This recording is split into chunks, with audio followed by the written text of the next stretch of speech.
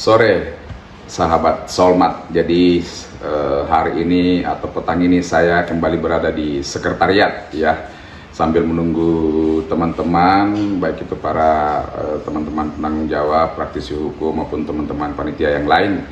Kita malam hari ini akan mengadakan sedikit rapat kecil-kecilan dalam hal yang pertama itu mempersiapkan materi RDP atau RDPU ketika memang itu akan terrealisasi ya. Jadi kita tetap harus bersiap, jangan sampai pepatah mengatakan tiba masa tiba akal, tiba-tiba baru mau bersiap ketika sudah dipanggil ya. Yang berikutnya kedua, kita juga tetap harus mengantisipasi ketika ternyata RDP atau RDPU ini tidak terrealisasi karena alasan yang kita tidak ketahui. Demikian juga mungkin dari penasihat hukum dari 7 terpidana ini ternyata RDP-nya itu gagal. Nah, kita akan berdiskusi apa langkah gaskan selanjutnya ya di dalam mengantisipasi hal ini. Kita akan berdiskusi dengan teman-teman semuanya ya, dan setiap perkembangan, setiap informasi akan selalu kita sampaikan, kita share kepada teman-teman. Oke, bagi teman-teman yang mau merapat silahkan merapat, gaskan. Disampaikan langsung apa baik berupa surat itu penting ya. Contoh misalkan kita bersurat, diagendakan seminggu sekali kita bersurat, baik itu bersurat kepada komisi yang memang menerima kemarin naskah tuntutan kita. Nah, ada ini saya katakan hal RDP juga. Ternyata DPR melihat dalam suasana dan kondisi perkaranya. Contoh misalkan begini, saya itu kemarin membuat surat waktu hari Jumat lah ya, Jumat tanggal 6 ya. Nah, karena terhalang Sabtu Minggu, itu langsung kita mendapatkan konfirmasi bahwa hari Seninnya kita diundang untuk memberikan materi RDP. Nah, kita diundang. Bentuk apa bang surat konfirmasinya? Telepon, WA atau surat? Bersurat lah. Oh, mereka jawab suratnya? Normatifnya bersurat, tapi kebetulan karena memang kita ada orang dalam, jadi kita bisa tungteng-tungteng gitu. Itu penting. Ya. Nah, terus akhirnya kita diundang ke sana, kita melakukan upaya untuk mempercepat. Alhamdulillah Jumat, Senin kami diundang. Nah, diundang itu materi RDP itu disampaikan secara lisan. Nah, jadi disampaikan secara lisan, terus kita juga siapkan secara tulisannya.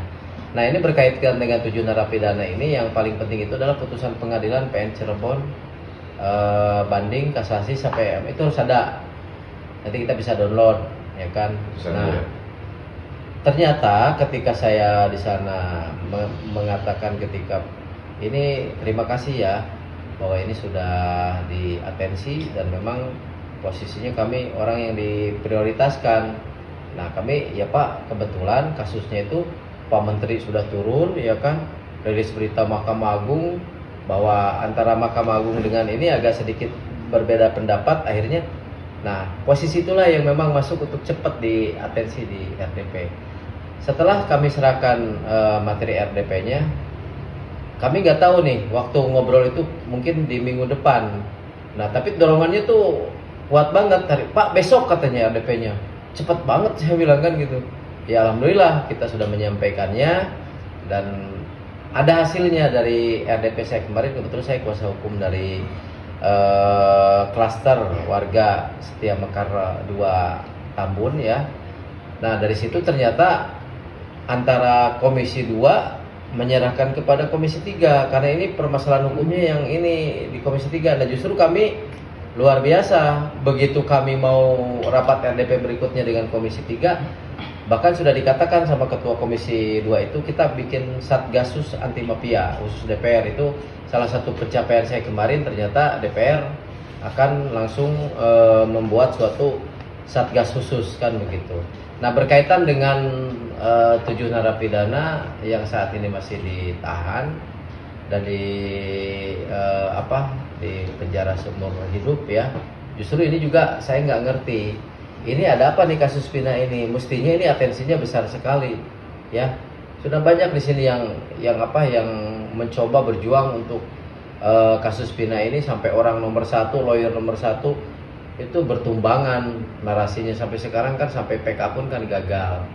Nah justru dari perhelatan saya ketika saya mengawal kasus Hak Tatal, ya saya adalah salah satu orang yang memang mempengaruhi mutasi Kadipropam waktu itu kan, karena begitu kita melaporkan katanya Ibtu Rudiana tidak melakukan pelanggaran etik, ya kami konfirmasi sama Kapolri. Nah justru ini masalahnya harus diatensi, harus orang-orang yang di DPR ini melihat bahwa benar adanya 7 narapidana ini harus bisa diselesaikan. Apalagi kan Prabowo memang ada wacana untuk memberikan amnesti dan abolisi. Nah, saran saya bersurat terus tidak lihat waktu ya. Cuman harus dipastikan suratnya itu kita harus diterima dan ada penerimaannya. Kalau surat bersurat biasanya tanda terimanya ada. Cuman kan kita juga malas kalau bersurat terus ya. Di dalam surat tersebut dinotulensikan bahwa kita akan melaksanakan demo susulan gelombang kedua, ya kan? Nah, gelombang Bila kedua. tidak Direspon nggak direspon, kita harus menentukan. Contoh misalkan begini, misalkan target kita kan nggak mungkin nih 2 minggu lagi puasa, ya kan? Februari, Maret, April misalkan. Nah, setelah Lebaran 2 minggu misalkan atau Mei, misalkan tanggal 1 Mei, ya kan? Kalau misalkan surat ini tidak ada tanggapan atau gimana, ya kami rencana mau mengulang demo kembali. Nah setiap minggu itu kita terus beritakan tanggal 1 itu. Nah ini perlu juga kita memikirkan apakah waktunya terlalu lama. Ini karena kalau 1 bulan ini mungkin belum mepet ya. Ya nggak tahu. Kalau saya sih siap-siap aja bulan puasa mau demo. Tapi kan mungkin takut nanti ibadahnya nggak maksimal kan begitu. Ya kalau sekarang sih sebetulnya 1-2 bulan efektifnya saudara. Oke Bang, menurut Bang RD, coba ini aja dulu keluarkan pendapatnya Bang. Kira-kira kita mau kasih batasan yang paling reasonable justified itu sampai bulan berapa kita menunggu ini? Tepat banget. Ini kan 2 minggu lagi kita puasa. Ya. 1 bulan puasa penuh. Betul. Tepatnya 2 minggu setelah Lebaran. Oke, kita coba ambil titik 2 minggu. Berarti 2 bulan total dari per hari ini, Pak. 2 minggu setelah Lebaran ya? Iya, 2 minggu setelah Lebaran. Ini pertama kita frame time pertama kita ya.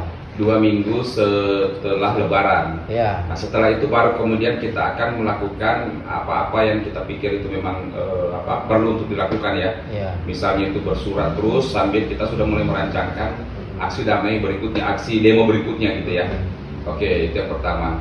Nah dalam pengalamannya abang itu waktu RDP kan sudah sempat RDP belum abangnya?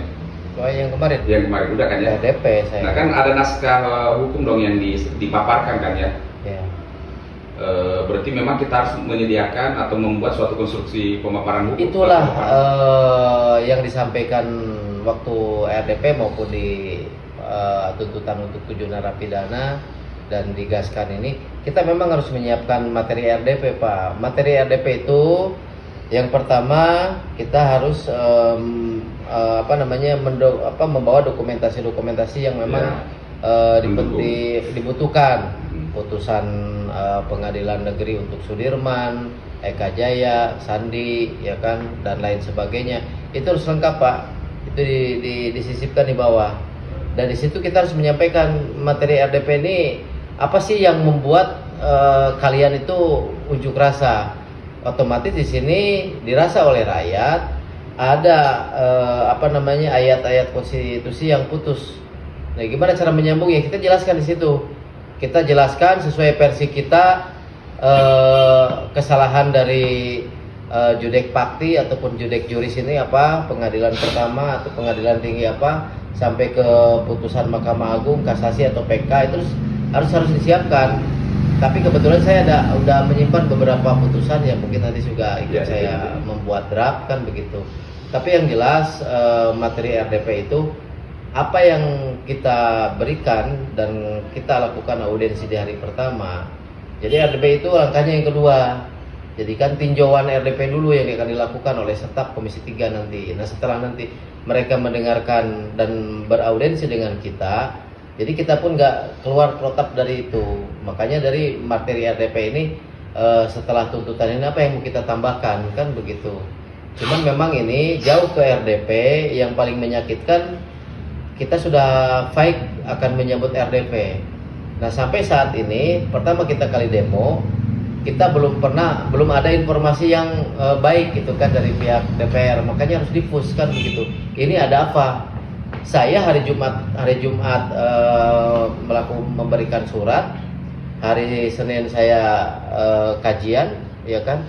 Nah hari Selasanya malah RDP. Di minggu depan saya Komisi 3 menerima kami. Ini minggu kan depannya ini ya nanti ya. Iya, itu kan bagus banget. Karena memang lagi hangat kasusnya. Coba bayangin, ada sekian warga yang digusur sehingga putusan pengadilan sita eksekusi itu tidak melengkapi konstatering atau batas-batas ini kan wilayah yang akan dieksekusi. Nah akhirnya di situ adalah statement dari Nusron Wahid bahwa ini salah eksekusi. Kan kasihan rakyatnya. Ini rakyat masih hidup, cuman hartanya aja sama bendanya, sama bangunannya diruntuhkan. Nah ini ada 7 narapidana. Sampai sekarang dia divonis seumur hidup. Karena dia Pasti iya. Ada bagian dari situ. Masa iya RDP cuma ngebahas 7 narapidana saja? Sakatata lah, semua saksi-saksi, 3 DPO termasuk ngapain kita ngadirin Kapolri? Sekian dulu ya rapat kita pada kesempatan malam hari ini. Mungkin juga nggak perlu lagi saya bacakan notulennya ya. Yang pasti intinya saja bahwa segera kita layangkan surat ke DPR RI Komisi 3 guna untuk meminta jadwal daripada RDP sesuai dengan tuntutan yang kita masukkan pada saat aksi susulan.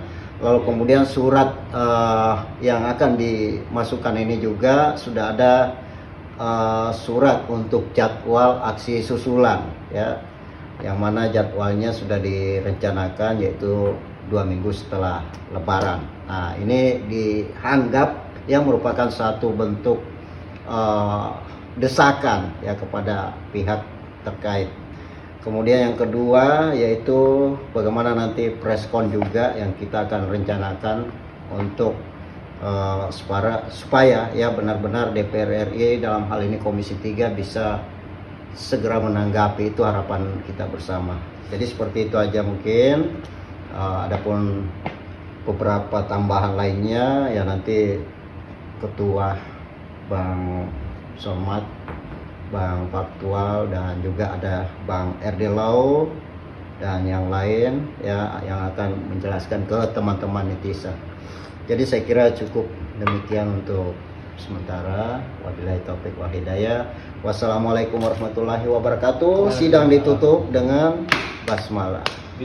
Alhamdulillah. Gaskan.